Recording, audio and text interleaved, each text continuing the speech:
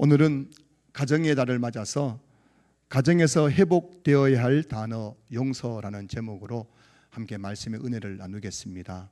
어느 날 한 부부가 깊은 갈등 가운데 목사님을 찾아왔습니다.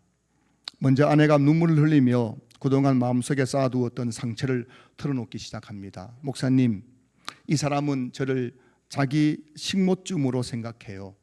저는 그동안 참고 또 참으며 살아왔습니다. 도대체 내가 언제까지 이 사람을 참아야 합니까? 라고 그렇게 눈물 흘리며 애원합니다. 이번에는 남편의 마음이 터져나왔습니다. 남편 역시 억눌려 두었던 감정과 서운함을 쏟아내었습니다. 감정을 이기지 못한 채 주먹으로 그 탁자를 내리치면서 말했습니다. 목사님, 이 사람은 저를 돈 벌어오는 기계처럼 생각합니다. 저도 지금까지 참고 살아왔습니다. 제가 이런 여자와 언제까지 참고 살아야 합니까? 라고 그렇게 소리를 쳤습니다. 사랑하는 성도 여러분, 어쩌면 이 부부의 문제는 이 부부의 문제만이 아닐 것입니다. 오늘 저와 여러분의 가정에도 부부 사이에, 부모와 자녀 사이에, 또 가족과 이웃 사이에 같은 고민을 할 때가 있지요. 왜 나만 참고 살아야 하지? 왜 나만 용서해야 하지? 도대체 언제까지 내가 이 사람을 용서해야 하나 하는 질문을 할 때가 있습니다. 오늘 본문에서 베드로는 예수님께 용서에 관한 질문을 하고 있습니다. 21절 보시면은 그때 베드로가 나와 이르되 주여, 형제가 내게 죄를 범하면 몇 번이나 용서하여 주리이까? 7번까지 하오리이까? 지금 베드로는 형제의 죄에 대해서 용서를 질문하고 있습니다. 이 여기서 나오는 형제란 가정 안에서의 형제일 수도 있겠지만 믿음의 형제들을 말하기도 하는 것이죠. 이렇게 내 가족이든 내 가까이 있는 이웃이든 이 형제들이 내게 죄를 짓고 내게 상처를 줄 때 몇 번이나 몇 번까지 용서해야 되느냐는 질문을 하고 있는 겁니다. 도대체 몇 번이나 용서해야 합니까? 사실 이게 우리의 질문 아니겠습니까? 도대체 몇 번까지 용서해야 되느냐? 주님, 아내가 내게 이렇게 바가지를 끓는데 몇 번이나 언제까지 내가 참아야 합니까? 주님, 남편이 이렇게 나를 함부로 대하는데 내가 언제까지 참아야 합니까? 주님, 내가 부모님에게 어릴 적부터 학대를 당해왔는데 내가 이 부모를 과연 용서해야만 합니까? 때로는 주님, 자녀가 이렇게 내 마음을 아프게 하고 있는데 몇 번이나 참아내어야 합니까? 오늘 본문을 보시면 베드로는 질문만 한 것이 아니라 스스로 답을 제시합니다. 21절 다시 보시면 21절 마지막에 7번까지 하오리이까? 라고 말합니다. 당시 유대 사회에서 랍비들은 자신에게 잘못한 사람을 3번 정도 용서해 주면 충분하다고 가르쳤습니다. 그 사람들이 내게 죄를 짓고 잘못할 때 3번까지는 용서해 주면 그 잘하는 것이다, 이렇게 가르쳤단 말입니다. 다르게 말하면 한 3번쯤 참다 안 되면 뭐라고요? 그 다음에는 용서하지 말라는 의미가 담겨 있기도 하겠죠. 우리나라에서도 이런 말이 있지 않습니까? 참을 인자 3번이면 살인을 면한다 하는 말이 있습니다. 아마 이게 동서고금망론하고 한 3번 정도 참아주는 것, 3번 정도 용서해 주는 것이 아마 이 동서고금의 관행인 것 같습니다. 그런데 베드로는 거기에서 한 걸음 더 나아갑니다. 주님, 3번이 아니라 7번까지 용서하면 정말 대단한 용서가 아닙니까? 라고 예수님께 말하고 있는 거예요.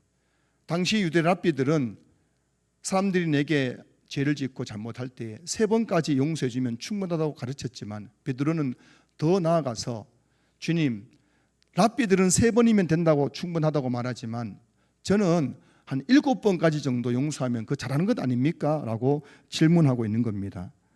베드로는 아마 지금 굉장히 자기 자신이 간대한 답, 굉장히 마음이 넓은 사람인 것처럼 그렇게 생각하면서 대답했을 것입니다. 그런데 예수님은 전혀 뜻밖의 말씀을 하시지요. 22절 보시면은 예수께서 이르시되 내게 이르노니 7번뿐 아니라 7번을 70번까지라도 할지니라. 지금 베드로는 지금 제가 굉장히 자기가 지금 선심을 써가지고 세상에서는 랍비들도 3번까지만 용서하면 된다고 하는데 나는 7번까지 하겠다는데 예수님 거기다가 한술 더 뜨셔가지고 7번을 몇 번요? 70번까지 끝까지 그렇게 용서해야 된다고 말씀하고 있는 겁니다. 이 예수님 말씀은 단순히 7 곱하기 70번 즉 490번을 용서라는 뜻이 아니라요. 앞에서도 말씀드린 것처럼 유대인들에게 이 7이라는 숫자는 완전수를 의미합니다. 7이라는 것은 완전수거든요. 베드로가 7번까지 용서하리까라고 했더니 7번은 뭐냐면 베드로는 7번이 7이라는 숫자가 완전이기 때문에 7번 용서하면은 완전히 용서하는 것이라고 생각했던 것이죠. 그런데 예수님은 7번이 아니라 7번을 70벌, 다시 말하면 완전수의 완전수. 그래서 예수님께서 하신 말씀은 바로 끝까지 용서라는 뜻입니다. 언제까지요? 끝까지. 언제까지 남편을 용서하라고요? 끝까지. 언제까지 아내를 용서하라고요? 끝까지. 언제까지 최경훈 목사를 용서하라고요? 끝까지. 3번도 아니고 7번도 아니고 몇 번이라고요? 7번을 70번 끝까지 용서하는 겁니다. 이게 여러분 가정에서 이루어지면 우리 가정이 천국이 될까요? 지옥이 될까요? 천국으로 바뀌는 거죠. 이혼하는 분들이 공통적으로 하시는 말씀은 내가 참을 때까지 참았다는 거예요. 참을 때까지 참았는데 더 이상은 못 참겠다고 하는 겁니다. 그래서 이혼 위기에 있는 분들이 예수님께 나와가지고 예수님, 내 참을 때까지 참은 더 이상 못 참겠습니다 할 때 그 예수님 뭐라 하신다고요?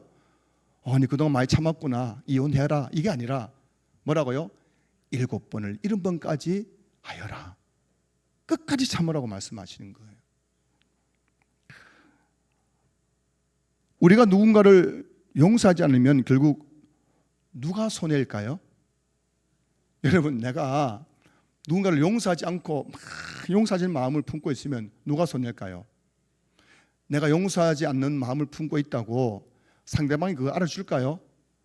전혀 안 알아줍니다.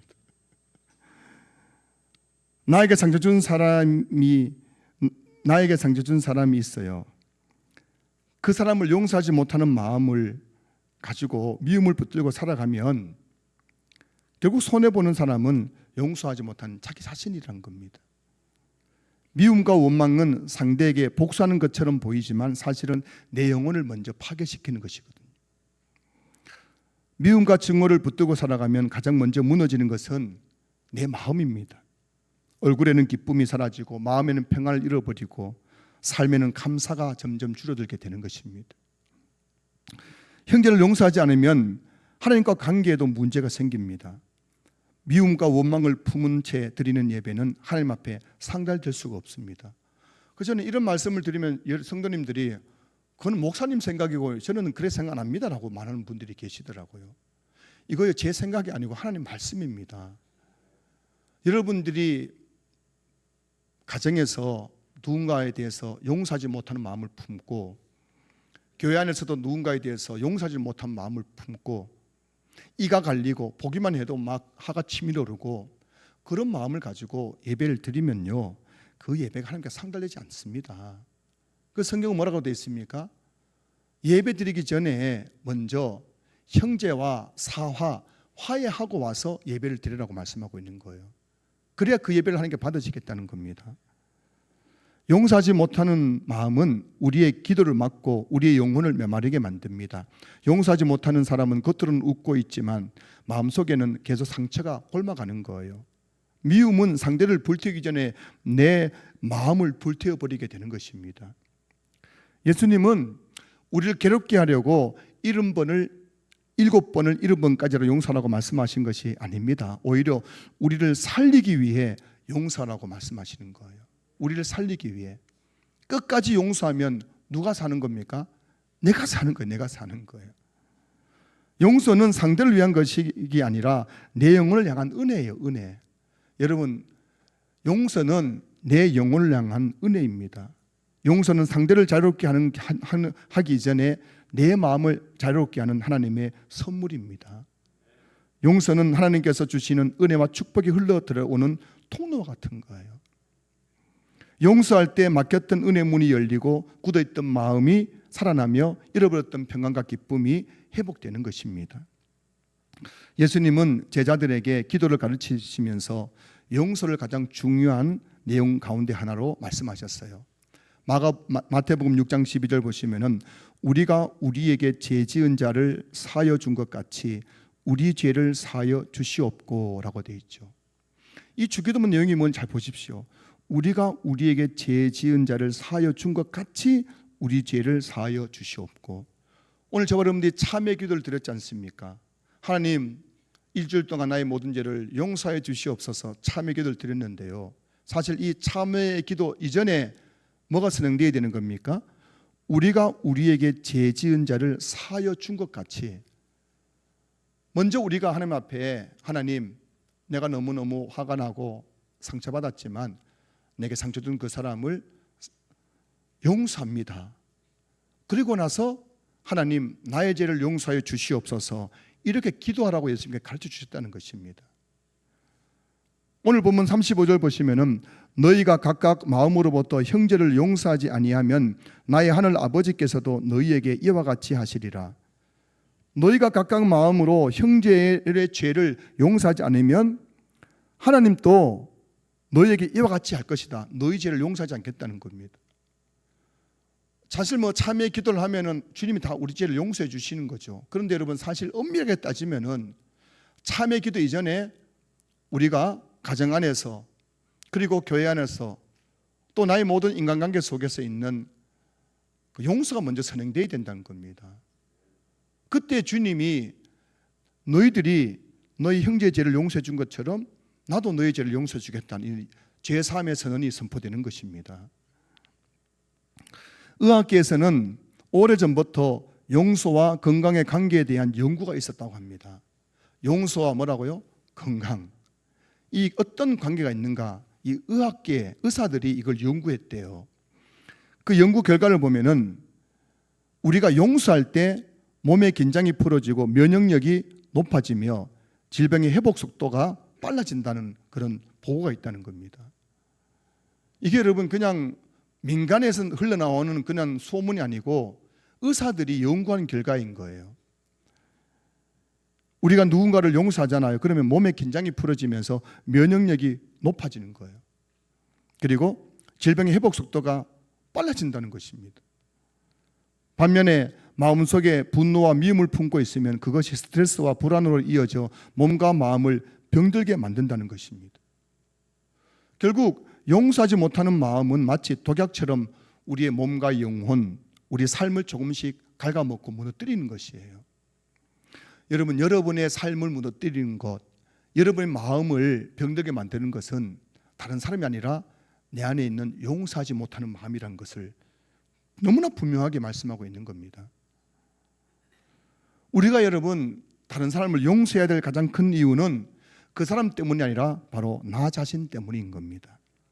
한 번은 운전을 하다가 어느 교회 벽면에 걸린 큰 현수막 문구를 본 적이 있는데요. 이런 글이 적혀 있었습니다. 최고의 복수는 용서입니다. 여러분 정말 멋진 말 아닙니까? 멋진 문장 아니에요? 한번 따라해 보세요. 최고의 복수는 용서입니다. 정말 멋진 것 같아요. 여러분 저만 멋집니까? 여러분 와닿는 게 없으세요? 최고의 복수는 용서입니다. 그 세상 사람들은 최고의 복수는 미워하고 평생 원수로 지내는 것이라고 생각하죠. 그래서 세상 사람들은 한평생 복수의 칼을 갈다가 인생을 다 그냥 허비합니다. 복수의 칼 알죠? 복수의 칼. 두고 봐라, 두고 봐라. 내가 가만두는지 두고 봐라. 네가 잘 되는지 두고 봐라 하면서 평생 그냥 복수의 팔을 갈다가 그냥 인생 다 허비하고 죽는 거예요. 70이 돼도 두고 봐라, 두고 봐라. 60이 돼도 두고 봐라, 두고 봐라. 80이 되는데도 불구하고 여전히 복수의 칼 가면 두고 봐라, 두고 봐라. 그러면서 칼 갈다가 복수 칼 가다가 끝나버린 것이 세상 사람들 모습 아닙니까? 그런데 내가 누군가를 미워하면 미워할수록 복수의 칼을 갈면 갈수록 가장 괴로운 사람은 바로 나 자신이라는 걸 깨닫지 못하는 거예요. 여러분이 아무리 복수의 칼을 갈아도 그 상대방은 전혀 모릅니다. 그분은 행복해요. 그런데 나는 그 복수의 칼을 갈면서 밤마다 그 사람 생각 때문에 마음이 무너지고 분노 때문에 잠을 이루지 못하고 상처를 되새길수록 내 영혼이 점점 피폐해져 가는 것이거든요. 내가 상대에게 복수하고 있다고 생각하지만 사실은 그 복수의 칼날이 내 마음을 찢고 내 영혼을 찢어가지고 내 자신이 꽁꽁 묶어버리는 것입니다. 제가 만든 어록이 몇 가지 있는데 여러분 기억할지 모르겠습니다. 담임 목사가 좀 하는 그런 자주 하는 그런 이야기는 조금 여러분들이 좀 기억해야 돼요. 기억력이 나쁘면 좀 적어 놓으세요. 제 전매 특검화 같은 건데 따라해 보겠습니다. 이 시대의 순교는 자기 자리를 잘 지키는 것이다. 이 21세기 이 시대의 순교는 여러분 저기 아프리카 가서 복음 전하다 죽는 게 순교가 아닙니다. 지금 한국 교회 진짜 순교자는 뭔지 아십니까? 끝까지 자기 자리를 잘 지키는 사람이 순교자예요. 조금만 마음에 안 들면 그냥 떠나버리고 여기 아니면 교회 없나 하고 떠나버리고 조금 연초에는 뭔가 하겠다고 해놓고 나서 중간에 보면 사라져 없어져 버리고 이게 이 시대의 한국 교회의 모습이 아닙니까? 그렇기 때문에 이 시대 진짜 순교가 뭐냐면은 자기 자리를 잘 지키는 것. 옆에 계신 분에게 자기 자리를 잘 지키십시다.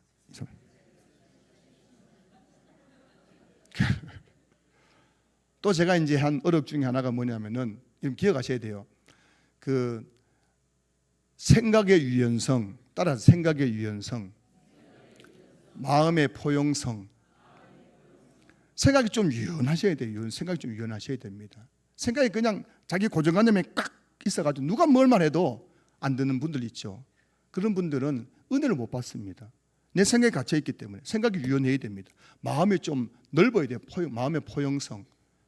가지고 누가 뭔 말 하더라도 그걸 좀 받아들여야 됩니다. 여러분 바다인 이유가 뭐겠습니까? 바다에 여러분 얼마나 오물이 많이 들어옵니까? 그래도 바다가 썩어요 안 썩어요? 안 썩습니다. 그만큼 포용력이 있기 때문이죠. 우리 마음이 좀 포용력이 있어야 되죠. 포용력이 없으니까 말 한마디가 상처받아가지고 그냥 죽니 사느니 하고 예수도 없어요. 여러분 기억하시면 다시 한번 따라하세요. 생각의 유연성, 마음의 포용성. 또 오늘 제가 한 유명한 말이 있지 않습니까? 제 어록 하나 한번 따라해 보세요. 다른 사람 때문에 씩씩거리는 사람은 정말 불쌍한 사람입니다. 그 진짜 불쌍한 사람이거든요. 아니 내가 씩씩거린다고 누가 알아줍니까? 아무도 안 알아줍니다. 제가요 사실 막 씩씩거리잖아요. 저희 집사람도 그냥 외면합니다. 우리 애들도 외면해요. 여러분 중에 내가 씩씩거린다고 알아준 분이 있으면 아무도 없습니다. 씩씩거리면 내만 손해. 제일 불쌍한 사람은 뭐냐면 다른 사람 때문에 그 아까운 내 인생을 씩씩거리는 사람이 제일 불쌍한 사람인 것 같아요. 그리스도인에게 최고의 복수는 용서입니다. 용서는 상대방의 잘못을 없던 일로 만드는 것이 아닙니다. 용서는 상처가 아프지 않다고 말하는 것도 아니에요. 용서는 그 상처를 하나님께 맡기고 더 이상 미움이 내 영혼을 지배하지 못하도록 하는 것이 바로 용서인 거예요. 제가 여러분들에게 용서하십시오라고 말하는 이유는 그 상대방이 잘못하지 않았다는 게 아니에요. 분명 잘못했습니다. 그리고 여러분 또 상처받은 게 분명합니다. 그럼에도 불구하고 용서하는 이유가 뭐냐면 그 상처를 누구께 맡긴다고요? 하나님께 맡기는 거예요. 하나님 이렇게 상처받은 내 마음 아시죠? 맡기는 겁니다. 그리고 더 이상 그 미움이 내 영혼을 지배하지 못하도록 하는 것, 이게 용서거든요. 용서는 하나님께서 가장 기뻐하시는 믿음의 행동입니다. 그래서 우리가 누군가를 진심으로 용서할 때 하나님은 놀라운 은혜와 축복을 우리에게 부어주십니다. 용서할 때 막혀있던 은혜 문이 열립니다. 용서할 때 우리의 기도를 들으십니다. 용서할 때 굳어있던 마음에 평안을 주십니다. 용서할 때 상처난 영혼을 치료해 주십니다. 용서할 때 미움과 분노 대신 하늘의 기쁨으로 우리를 채워주시는 거예요. 사랑하는 성도 여러분, 그런데 우리에게 한 가지 문제가 있어요. 우리에게는 문제가 뭐냐면은 여러분도 이미 오늘 설교 제목을 보면서 다 아이고 또 뻔하네. 오늘 또 목사님 또 용서라고 하네. 다 알고 있다는 거예요. 오늘 설교 제목 가정에서 회복되어야 할 단어 용서라는 제목 보는 순간 아이고 목사님 오늘 또 원수를 용서라고 그렇게 말하는구만. 벌써 이미 설교 내용을 다 알고 그냥 지금 큰 기대감 없이 예배드리는 분들도 계실 겁니다. 오늘 우리에게 있는 문제가 뭐냐면은 우리도 다 용서해야 된다는 건 다 알고 있다는 겁니다. 모르는 사람이 누가 있습니까? 그런데 마음이 허락하지 않는 거예요. 머리로는 용서해야 하는데 하면서도 마음이 그것을 허용하지 않는 겁니다. 머리로는 이해하지만 마음이 열리지 않는 것, 이게 우리의 연약함인 거예요. 예수님도 이런 우리의 연약함을 다 알고 계십니다. 베드로의 연약함, 12제자들의 연약함, 오늘 저와 여러분들의 연약함을 다 알고 계신 거예요. 그래서 예수님은 무조건 7번을 70번까지 무조건 용서해야 돼. 이유 묻지 마. 내가 말했으니까 내 말 들어 하면서 무조건 그냥 7번을 70번까지 용서하라고 말씀하신 것이 아니라 왜 너희들이 7번을 70번까지 용서해야 되는지 그 이유를 한 가지 비유를 통해서 우리에게 설명하고 계신 겁니다. 그 비유가 뭘까요? 비유의 시작은 이렇게 시작합니다. 오늘 보면 23절 보시면은 그러므로 천국은 그 종들과 결산하려 하던 어떤 임금과 같으니, 어떤 임금이 종들과 결산을 하기 시작합니다. 이 종들에게 있던 빚을 이제 결산하는 시간이 되었는데요, 그 가운데 한 종이 끌려옵니다. 이 종은 이 임금에게 무려 1만 달란트 빚을 지고 있어요. 이제 그 갚을 시간이 돌아온 겁니다. 임금이 이곳에 앉아 있고 그 종이 저기 밑에 있는 겁니다. 그것은 보니까 1만 달란트 빚진 거예요. 빨리 그 빚을 갚아라고 말씀하고 있는 겁니다. 자, 여기서 여러분 이 빚이 얼마나 큰 돈인지 우리가 생각해야 되는데요, 당시 노동자 하루 품삯은 한 데나리온입니다. 그리고 한 달란트는 6천 데나리온이에요. 그래서 다시 말하면 한 달란트가 6천 데나리온이기 때문에 한 달란트는 어느 정도의 돈이냐면은 일반 노동자들이 20년 동안 일해서 번 돈을 다 모아 놓은 것이 한 달란트란 겁니다. 여러분들이 20년 직장 살면서 그 받은 그 월급을 다 모아 놓은 것, 이게 한 달란트쯤 된다는 거예요. 근데 오늘 이 종은 몇 달란트를 빚졌다고요? 1만 달란트. 그럼 1만 달란트니까는 이 빚이 어느 정도냐 하면은 노동자가 20만 년 동안 일한 돈을 다 모은 것이 바로 1만 달란트예요. 여러분 몇 살까지 사십니까? 여러분 중에 한 30만 년 사신 분 계세요? 만약 우리 중에 30만 년 사는 분이 계시면은 1만 달란트 빚을 갚을 수 있어요. 왜냐하면 20만 년 동안 열심히 일해가 돈 벌어 갚으면 되니까요. 근데 우리는 고작 몇 년 살아요? 100년도 못 살잖아요. 이 1만 달란트라는 돈은 갚으려고 싶어도 갚을 수가 없는 돈인 것입니다. 인간의 힘으로는 도저히 갚을 수 없는 빚인 거예요. 예수님께서 1만 달란트 빚진 종에 대한 비유를 말씀하신 이유는 이게 바로 우리의 모습이란 것입니다. 저와 여러분들이 하나님 앞에 1만 달란트 빚진 종과 같다는 것입니다.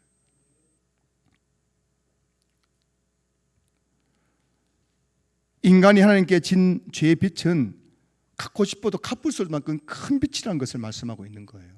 자, 그런데 놀라운 일이 일어납니다. 27절 보시면은 그 종의 주인이 불쌍히 여겨 놓아 보내며 그 빚을 탕감하여 주었더니, 임금이 이 종을 보니까 너무너무 불쌍한 거예요. 그래서 이 주인이 1만 달란트 빚을 그냥 그 자리에서 탕감해 주었습니다. 너 안 갚아도 된다. 내가 너의 빚 그냥 없던 걸 해줄게 해가지고 그 엄청난 빚을 전부 탕감해 주었습니다. 오늘 이 비유에서 말씀하는 임금이 누굽니까? 하나님이시고 이 1만 달란트 빚진 종이 바로 저와 여러분이란 것입니다. 오늘 이곳에 있는 저와 여러분들은 하나님 앞에서 1만 달란트 빚진 자들이었습니다. 그 빚 때문에, 그 1만 달란트 빚 때문에 죽어서 영원한 지옥 형벌을 받을 수밖에 없던 그런 자들이었습니다. 그런데도 우리는 다른 사람의 죄는 크게 보고 자신의 죄는 작게 보는 경향들이 너무나 많아요. 내가 얼마나 큰 죄 빚을 진 사람인지를 잊어버리고 늘 우리는 다른 사람들의 죄는 너무 크게 보이고 나는 의로운 것처럼 살아갈 때 너무나 많죠. 그래서 가정 안에서도 교회 안에서도 사회생활 하면서도 늘 다른 사람을 정죄하고 비판할 때가 얼마나 많은지 모릅니다. 그러나 성경은 말씀합니다. 하나님 앞에서 가장 큰 죄인은 누구입니까? 바로 우리 자신인 거예요. 여러분, 오늘 우리 가운데서 제일 죄를 만지는 사람이 누구예요? 옆을 쳐다보지 마세요. 여러분, 옆에 사람 쳐다보십니까? 우리 자신. 이 비유가 말씀한 게 그것 아닙니까? 우리는 하나님 앞에서 결코 의로운 존재가 아니죠. 우리의 생각과 말과 행동을 다 들여다보면요, 얼마나 우리가 속물이고 썩어 빠졌는지 모르잖아요. 여러분들 속을 들여다보면 여러분들 다른 사람 정죄할 수 있는 분 계실까요? 한 사람도 없습니다. 거룩하신 하나님 앞에서 우리는 의롭다고 말할 수 없는 존재인 거예요. 그런데도 우리는 얼마나 우리는 의로운 것처럼 생각하고 다른 사람을 판단하고 정죄할 때가 많은지. 우리가 받아야 할 죄의 결과는 영원한 지옥 형벌입니다. 여러분의 그 죄값을 다 치르자면요, 여러분 지옥 갈 수밖에 없는 존재들입니다. 그런데 하나님께서 그런 우리를 불쌍히 여겨주셨어요. 불쌍히 여겨주셨어요. 최규 목사를 불쌍히 여겨주셨어요. 20대에 온갖 죄를 지으며 살아가는 저를 불쌍히 여겨주셨어요. 도저히 갚을 수 없는 죄의 벌을 예수 그리스도의 십자가로 대신 갚아주셨습니다. 우리가 구원받은 것은 우리가 착해서가 아닙니다. 우리가 용서받을 만한 사람이어서가 아니에요. 전적인 하나님의 긍휼과 은혜 때문입니다. 그렇습니다. 용서의 출발점은 나는 용서받은 죄인이라는 사실을 깨닫는 데서부터 시작되는 거예요. 내가 누굽니까? 용서받은 죄인입니다. 얼마만큼의 죄를요? 1만 달란트. 도저히 내 힘으로는 갚을 수 없는 죄를 용서받은 죄인. 그게 바로 우리의 존재라는 것. 이걸 깨닫는 것에서부터 다른 사람에 대한 용서가 시작되는 것입니다. 그런데 그렇게 엄청난 용서를 받은 우리가 어떻게 살아가고 있습니까? 오늘 본문을 보십시오. 이 1만 달란트 탕감받은 이 종이 우리의 모습 아닙니까? 자, 이제 이 1만 달란트 탕감받은 이 종이 임금으로부터 1만 달란트 탕감받고 이제 밖으로 나왔습니다. 나와서 길을 가다가 자기에게 100데나리온 빚진 동료를 만납니다. 100데나리온은 노동자들의 한 3, 4개월치 월급입니다. 적은 돈은 아니지만은 1만 달란트에 비하면 아무것도 아니잖아요. 20만 년 일해야 벌 수 있는 돈, 3, 4개월 정도 일하면 벌 수 있는 돈. 내가 20만 년 일해야 벌 수 있는 돈을 탕감받은 이 종이 나에게 3, 4개월 정도 일하면 벌 수 있는 100데나리온 빚진 자를 만났는데 그의 목을 잡고 내 돈 내놔라, 내 돈 내놔라 몰아붙이는 겁니다. 동료가 엎드려서 간청합니다. 조금만 참아주시면 제가 꼭 갚겠습니다. 그런데도 이 종은 끝내 그를 용서하지 않았어요. 조금 전에 내가 1만 달란트 탕감받았는데 100데나리온 빚진 자가 나에게 조금만 기다려달라는데도 불구하고 용서하지 않는 겁니다. 그를 옥에 가두어 버렸습니다. 이게 지금 오늘 우리 가정에 일어나고 있는 일 아닙니까? 남편이 뭐 그래 죽을 죄를 졌습니까? 아내가 뭘 그래 죽을 죄를 졌습니까? 부모가 자식이 뭘 그렇게 우리에게 죽을 죄를 졌습니까? 교회 안에서 우리 성도들이 뭐 그렇게 내인데 그렇게 죽을 죄를 졌습니까? 알고 보면 아무것도 아닌데요. 저도 사실 뭐 제가 커밍아웃 하자면은 저도 뭐 목사지만은 어떤 성도님 저보고 목사님은 부부싸움 한 번도 한 적 없으시죠? 라고 물어보시던데 제 그 말 듣고 나서 허허허 웃었습니다. 알 사람은 알도다. 근데 제가 사실은 제 아내에 상처 준 적이 많았죠. 그때는 막 제가 막 씩씩거렸는데 지나고 나니까 그거 아무것도 아니거든요. 여러분 지금 마음속에 누군가에 대해서 상처가 있고 그래서 그 때문에 그 사람을 용서하지 못한 마음이 있다 칩시다. 한번 곰곰이 생각해보면 그거 아무것도 아니에요. 그 죽일 만큼 그렇게 평생 복수의 칼 갈 만큼 그렇게 큰 문제입니까? 그런 문제는 거의 없습니다. 이 용서하지 못하는 종의 모습, 오늘 우리의 모습이 아닌가 말이죠. 우리는 하나님께 엄청난 죄를 용서받았잖아요. 지옥 갈 죄를 용서받았잖아요. 도저히 갚을 수 없는 죄의 빚을 탕감받았지 않습니까? 그 정작 우리에게 말 한마디 상처 준 사람을 용서하지 못하고, 내 돈 몇십만 원 떼먹은 사람 용서하지 못하고, 작은 갈등을 겪고 있는 그 사람을 더 이상 꼴보기 싫어해서 그렇게 이를 갈고 있고, 남편의 모진 말 한마디를 평생 마음에 담아둡니다. 그래서 부부싸움 할 때마다 20년에 당신에게 그런 말 했지, 30년 된 당신 그런 말 했지 하면서 평생 그 마음에 담아두고, 30년에 했던 이야기 또 오늘 부부싸움인데 왜 그 꺼냅니까? 30년 이야기를요. 아내에게 받은 상처를 평생 기억하면서 아내와 점점 마음이 멀어지고 있는 남편들이 얼마나 많은지 몰라요. 부모에게 들은 말 한마디 때문에 평생 마음의 문을 닫고 살아가는 자녀들, 형제 자매 간의 그 작은 갈등 때문에 끝까지 원수처럼 지내고 있는 그 가정들의 모습이 오늘 우리의 모습 아니냐는 겁니다. 그런 우리에게 하나님께서 말씀하시는 거예요. 32절 33절, 이에 주인이 그를 불러다가 말하되 악한 종아, 내가 빌기에 내가 내 빚을 전부 탕감하여 주었거늘 내가 너를 불쌍히 여김과 같이 너도 내 동료를 불쌍히 여김이 마땅하지 아니하냐. 이 말씀에 좀 찔림이 있어야 되는 건 아닙니까? 여기 용서의 비밀이 있지 않습니까? 내가 어떤 용서를 받은 사람인지를 아는 것이 용서의 시작인 거예요. 내가 누굽니까? 네가 빌기에 내가 내 빚을 전부 탕감하여 주었거늘. 사랑하는 성도 여러분, 저번 분들은 1만 달란트 죄빚, 지옥 갈 그 죄빚을 탕감받은 사람들이란 것입니다.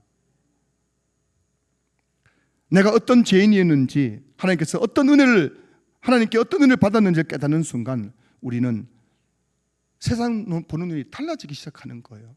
사람 보는 눈이 달라지기 시작하는 거예요. 저는 군대에서 하나님을 인격적으로 만났거든요. 그 추운 전방초소에서 영하 한 체감온도 2, 3도 되는 추위 속에서 펄펄 떨면서 하나님 앞에 막 기도한 중에 그 하늘 별이 하나 탁 날아와 제 마음속에 들어왔어요. 제 마음속에 별이 싹 날아왔어요. 동방박사가 봤던 별 같은 그 별이 하늘에서 탁 제 마음속에 들어왔는데 그 순간에 제 마음이, 얼어붙던 제 마음이 다 녹아버렸어요. 모든 사람들이 사랑스럽게 변해버렸어요. 내가 어떤 은혜를 받은 사람인지 깨닫고 나면요, 사람 보는 눈이 달라지는 거예요. 하나님께서 나 같은 죄인도 용서해 주셨는데 그게 뭐라고? 옆에 있는 분에게 그랬어요. 하나님께서 나 같은 죄인도 용서해 주는데 옆에 계신 분에게 그게 뭐라고 해서 그게 뭐라고 그것 때문에 오늘 또 이 예배 드리며 씩씩거리고 있냐는 겁니다. 오늘 또 집에 돌아가면 한바탕 하려고 지금 발가도 붙이고 있냐는 겁니다. 그게 뭐라고.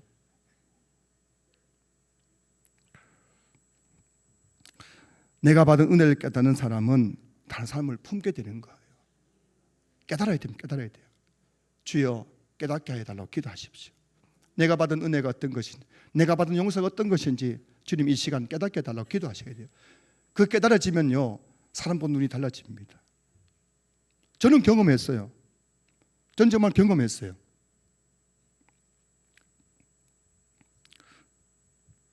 지금도 여러분 중에 저 보면서 그러는 분이 계세요. 목사님 저 밉지요. 저는 그렇지 않습니다. 그게 뭐라고요?